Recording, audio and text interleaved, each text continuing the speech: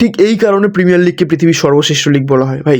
যে লিগই চলে আসুক, যত ভালোই টিম চলে আসুক, beat Real Madrid, beat Barcelona, যত ভালো টিমই চলে আসুক, প্রিমিয়ার লিগকে বিট করার মতো লিগ ভাই নেই, আর আশা করি ভবিষ্যতেও আসবে না। কারণ ভাই এই লিগের যে কম্পিটিশান, এই লিগে যে কোনো টিমকে হারানোর ক্ষমতা থাকে, লিটারালি যে কোনো টিমকে বিট করে দিতে পারে, সেরকম লেভেলের কম্পিটিশান। নিউক্যাসল ইউনাইটেড ভাই এত ভালো ফর্মে থাকা টিম, সেই টিম মানে ফার্স্ট হাফে ম্যানচেস্টার ইউনাইটেড মনে হয় যেন পৃথিবীর সর্বকালের সর্বশ্রেষ্ঠ টিম, আর সেকেন্ড হাফে ম্যানচেস্টার ইউনাইটেড মনে হয় ভাই বল টাচ করতে জানেন, এরকমভাবে খেলে ম্যানচেস্টার ইউনাইটেড। একটা অসাধারণ মানে নিউক্যাসলকে হারানো মানে এখন যাতা ব্যাপার না। আর ম্যানচেস্টার ইউনাইটেড ভাই এই সিজনে বোনমাথ, ওয়েস্ট হ্যাম, টটেনহাম বা নটিংহাম ফরেস্ট এই ম্যাচগুলো যদি সিলি পয়েন্ট ড্রপ না করতো, সিরিয়াসলি বলছি, হয়তো শুনতে অবাক লাগলেও এই সিজনে টাইটেল কন্টেন্ডারদের মধ্যে একটা টিম হতো ভাই ম্যানচেস্টার ইউনাইটেড। উইদাউট তাদের মেন প্লেয়ার বায়ার্ন এমবুমো ছাড়াও তারা ভাই যে লেভেলের পারফরমেন্স ড্রপ করছে। আর ভাই ম্যানচেস্টার ইউনাইটেডের সব থেকে বড় আপগ্রেড হলো তাদের গোলকিপার সেন্ট লেমেন্স। ভাই সিরিয়াসলি লেমেন্স একটা ভাই মানে মেন্টালিটির গোলকিপার। বড় ম্যাচে পারফরমেন্স কীভাবে বার করতে হয় সেটা সেন্ট লেমেন্স জানে। আর ভাই নিউক্যাসলকে হারানো যাতা ব্যাপার না, নিউক্যাসল দুর্দান্ত ফর্মে আছে। সে ওয়েলডেমার্ট বলো, টোনালি, ব্রুনো গিমারেস থেকে শুরু করে অ্যান্থনি গর্ডন, ভাই দুর্দান্ত ফর্মে ছিল নিউক্যাসল। সেই টিমকে বিট করে currently Manchester United table 5th আছে। কিন্তু ভাই ওই যে সিলি পয়েন্টসগুলো ম্যানচেস্টার ইউনাইটেড ড্রপ করেছে না, ওগুলোই হয়তো ভবিষ্যতে ম্যানচেস্টার ইউনাইটেডকে হার্ট করবে ভাই। ওই পয়েন্টগুলো যদি ঠিকঠাকভাবে অন্তত ড্রয়ের জায়গায় যদি উইন নিয়ে আসতো ভাই, সিরিয়াসলি ম্যানচেস্টার ইউনাইটেড অত্যাধিক প্রবল দাবিদার হতো এই সিজনে টাইটেল কন্টেন্ডারের। আর ভাই ম্যানচেস্টার ইউনাইটেড তো হলো, এবার আসি ম্যানচেস্টারের দ্বিতীয় শহরের কথায় ভাই।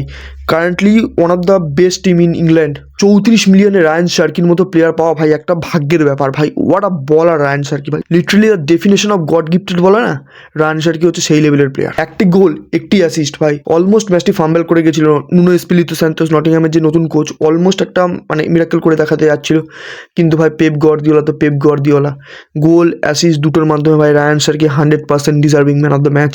আর জস্কো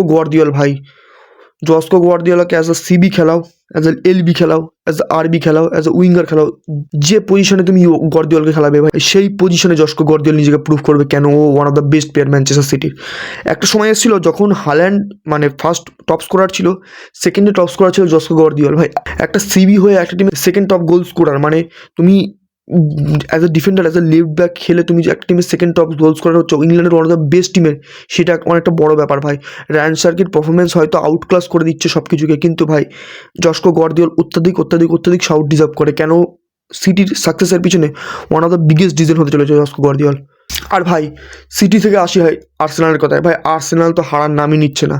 তার 2-0 গোলে এগিয়েছিল ভাই, তারপরে একটি গোল মারে ব্রাইটন, কিন্তু ভাই কোনো লাভ নেই গোল মেরে। আর্সেনালের যা কন্ট্রোল, বল কন্ট্রোল, আর্সেনালের যে অ্যাটাকিং, আর্সেনালের যে ডিফেন্ডিং, ভাই আমি তো ভাই সিরিয়াসলি বলছি অবাক হব যদি এই সিজনে আর্সেনাল বড় কিছু না যেতে, beat UCL or beat league বা এফএ কাপ বা ইএফএল কাপ, যদি এই চারটের মধ্যে ভাই আর্সেনাল অ্যাটলিস্ট দুটো ট্রফি না যেতে ভাই, আমি সিরিয়াসলি অবাক হব। মানে কি খেলছে ভাই আর্সেনাল, কি খেলছে। বুকায়ো সাকা তার নিজের টপ হট ফর্মে, ডেকলেন রাইস থেকে শুরু করে তোমার গেকোরেস কিছুটা হট অ্যান্ড কোল্ড চলছিল, কিন্তু ভাই গেকোরেসও তার নিজের পোটেনশিয়ালে খেলা দেখাচ্ছে। ডেভিড রায়া তো ভাই one of the best goalkeeper এখন কারেন্টলি, সিঙ্গেল হ্যান্ডেডলি যে কোনো ম্যাচ বার করে দিতে পারে ডেভিড রায়া। মানে ওভারঅল ভাই একটা টিম মানে সেই বলে না যে one of the best team of all টাইমের লিস্টে যে টিমগুলো আসে, আমি বলছি না Arsenal one of the best team of all টাইমের লিস্টে আসছে, কিন্তু 2009 বার্সেলোনা, 2016, 17, 18 যে রিয়াল মাদ্রিদ, ভাই আর্সেনালের এই টিমটার মধ্যে সেই সব টিমের মানে লিস্টে আসার ক্ষমতা আছে ভাই, যদি পারফরমেন্স বার করে দিতে পারে। ভাই আর্টেটাকে কত কিছু বলে ট্রোল করা হয়, আর্টেটাকে লিটারালি মানে হিউমিলিয়েট করা হয় ইংলিশ মিডিয়ার দ্বারা, কিন্তু আর্টেটা অ্যাট লাস্ট যদি ট্রফি জেতে ভাই, সিরিয়াসলি আর্টেটা সবাইকে ভুল প্রমাণ করবে যে কেন আর্টেটাকে বাজে ট্রোল করা হতো। যে টিমটা একসময় আর্সেনাল ওয়েঙ্গার চলে যাওয়ার পর থেকে যে টিমটার কোনো অস্তিত্ব ছিল না, সেই টিমটাকে শুধু ইউসিএল কোয়ালিফাই করানো থেকে শুরু করে না ভাই, আজকের দিনে দাঁড়িয়ে আর্সেনালের থেকে বেস্ট টিম ভাই হয়তো পুরো ইউরোপে নেই। ইংল্যান্ড তো বাদ দাও ভাই, পুরো ইউরোপে নেই। এই ম্যাচ ডেতেও মানে আর্সেনাল ম্যাচ জিতলো, অনলি 2টো লস প্রিমিয়ার লিগে ভাই, অনলি প্রিমিয়ার লিগে 2টো লস।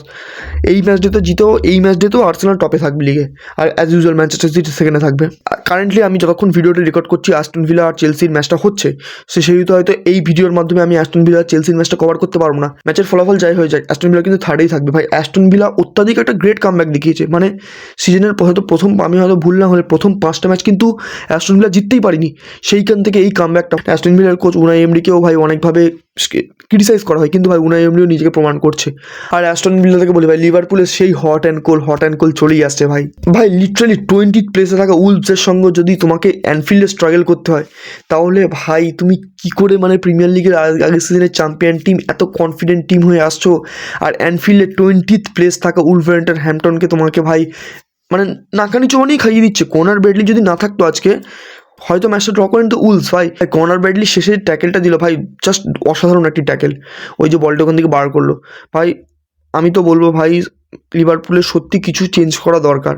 মানে অ্যানফিল্ডে যখন, যেখানে লিভারপুলকে সব থেকে শক্তিশালী মনে করা হয়, সেখানে যদি লিভারপুল এরকমভাবে স্ট্রাগল করে ভাই, তাহলে আউটসাইড অফ ইংল্যান্ড বা আউটসাইড অফ অ্যানফিল্ডে কিরমভাবে স্ট্রাগল করতে হবে লিভারপুলকে। হয়তো আর্নে স্লটকে লোক বলবে যে হ্যাঁ ভাই ফ্লুকে জিতেছেন, না ভাই ফ্লুকে একটা ম্যাচ জিতে যায়, পুরো একটা টুর্নামেন্ট কখনো ফ্লুকে জিতে যায় না। হয়তো বলবে ইয়র্গেন ক্লপের টিম, ভাই ইয়র্গেন ক্লপের টিম হলেও আর্নে স্লটের নিজস্ব ক্রিয়েটিভিটি ছিল বলেই তো লিভারপুল চ্যাম্পিয়ন হয়েছিল। সেই টার্ন অ্যারাউন্ডটা কীভাবে হয়, মানে অ্যাজ এ চ্যাম্পিয়ন টিম থেকে এরকমভাবে স্ট্রাগল।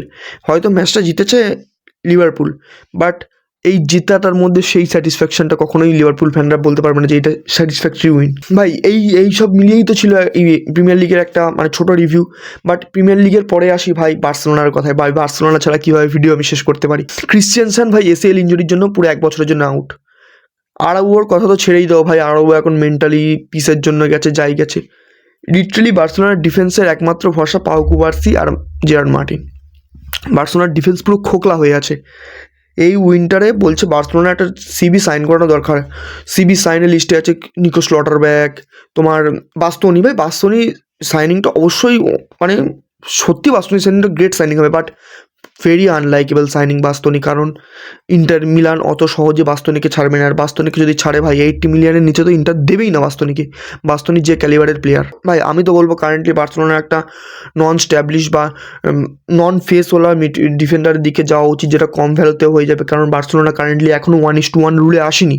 যেহেতু 1:1 রুলে আসেনি ভাই, আলভারেজ হাল্যান্ডের স্বপ্ন কী করে দেখে বার্সেলোনা ফ্যানরা। কারেন্টলি আমরা 1:1 রেশিওতেও নেই।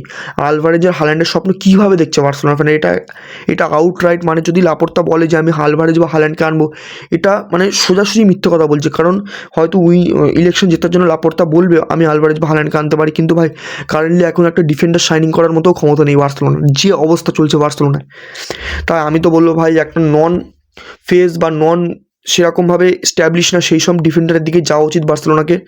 আর বাস্তনি বা স্লটারব্যাকের চিন্তা, স্লটারব্যাক যদিও বা চিন্তায় আসে ভাই, বাস্তনির চিন্তা তো পুরো মাথা থেকে মুছে ফেলা উচিত। যদি বাস্তনিকে আনতে পারে ভাই জোয়ান লাপোর্তা, তাহলে ভাই জিতিয়ে দেবো ইলেকশন, ভাই লিটারালি জিতিয়ে দেবো ইলেকশন জোয়ান লাপোর্তাকে, যদি বাস্তনিকে ল্যান্ড করাতে পারে বার্সেলোনায় জোয়ান লাপোর্তা। এই বলেই আজকে ভিডিওটা শেষ করলাম। এই ছিল একটি ছোট্ট প্রিমিয়ার লিগের রিভিউ আর বার্সেলোনার ডিফেন্সে যে টেরিবল সিচুয়েশনটা নিয়ে চলছে সেইটার একটা প্রিভিউ। ভিডিওটি দেখার জন্য অসংখ্য ধন্যবাদ। অনেকদিন পরে ভিডিও আসছে আমি জানি, এবার থেকে আমি 100% রেগুলার থাকবো। হয়তো আমার 5 জন দেখে ভিডিও, বাট সেই 5 জনের জন্য হলেও আমি রেগুলার থাকবো। ভিডিওটি দেখার জন্য অসংখ্য ধন্যবাদ। ভিডিওটি লাইক এবং চ্যানেলটি সাবস্ক্রাইব করে দেবেন। Good bye.